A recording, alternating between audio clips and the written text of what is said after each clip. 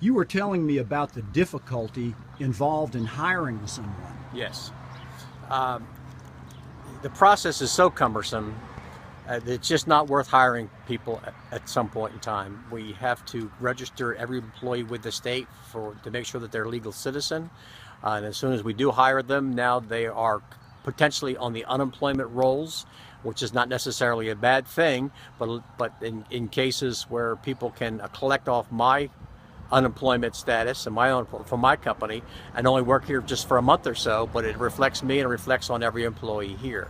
So when it comes time to hiring people, I am very, very reluctant to do so just because of the cumbersome process and the ramifications of how much it's going to cost me to keep that employee. It needs to be simpler, it needs to be less costly, and we have to figure out a way for the unemployment situation to change tremendously.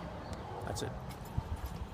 You own and operate a dock building business, and I mentioned to you that earlier in my journey I talked to a dock builder who said that he would like to see a $10 minimum wage, and then you spoke about your wages here in your company.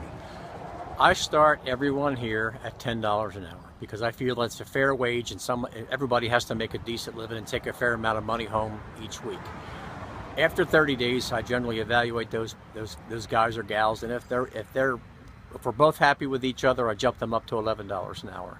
My top guys are well over that, but I maintain a small crew, tight crew, so that I can contain my wages. It's a huge part of any business is labor, and as it becomes more and more costly, you have to be more and more careful about who you hire and how much you pay them, but at least $10 an hour is what I start every person that walks through this gate.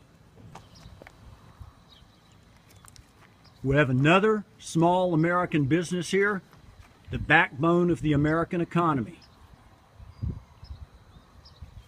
We're out here in Broadview. Yep, Winchester, Broadview area. Yes, yeah, Broadview near Winchester on Thames Ford Lake.